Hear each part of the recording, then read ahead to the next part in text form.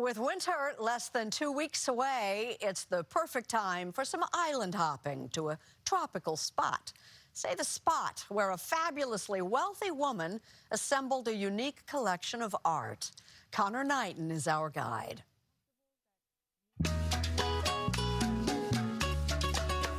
Situated on nearly 5 acres of oceanfront property in Honolulu, Hawaii, the colorful gardens of this stunning, serene estate are hidden behind walls of solid white. From the street, you can't even catch a glimpse. And that was precisely the point. I think that Doris came here for privacy. She was, I don't want to say hounded, but people were certainly interested in her life and her money. Leslie Mickelson is the curator of the Shangri-La Museum of Islamic Art, Culture, and Design. But before Shangri-La was a museum, it was a home, the private residence of an intensely private heiress.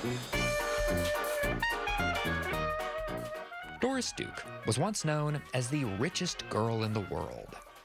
Born in 1912, she was the only child of James Buchanan Duke, founder of the American Tobacco Company and benefactor of Duke University. When James died in 1925, Doris was just 12 years old. He left her a massive fortune. Although Doris did her best to stay out of the limelight, the press documented her every move, including her surprise wedding to James Cromwell in 1935. The couple immediately left the country on an almost year-long trip around the world.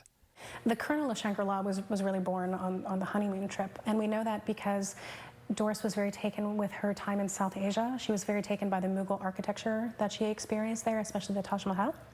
When the Cromwells finally arrived in Honolulu, intended to just be a brief stopover, they decided to stay and build their own Taj Mahal-inspired structure here.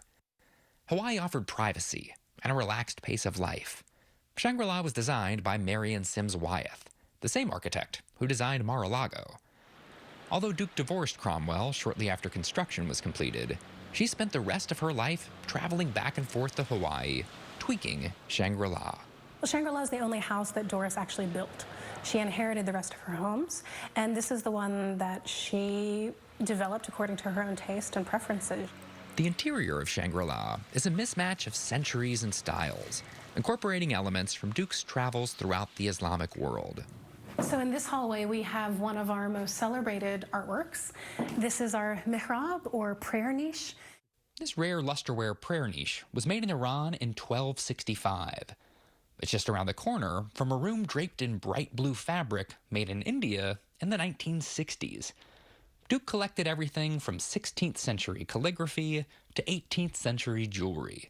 Doris wasn't collecting what other people were collecting, even within the boundaries of Islamic art. She was collecting things that nobody else was collecting. That unique collection forms the basis of what's now the Shangri-La Museum. When Duke died in 1993, she left behind part of her billion-dollar fortune to establish the Doris Duke Foundation for Islamic Art. Single most important element of Islamic art would be the calligraphy. Today, tours of Shangri-La are sold out months in advance. The museum has started an artist-in-residence program, inviting contemporary Islamic artists to study and work in Duke's former home. What was once the most private of retreats is now meant to serve the public. It's one of just a handful of Islamic art museums in the United States. I think especially in the current socio-political climate, I think that the arts and cultures of the Islamic world are poorly understood, and I think that that's something that Shangri-La can offer to the public. We can be your point of entry to this very rich and wonderful world. A rich, wonderful world that once captivated the richest girl in the world.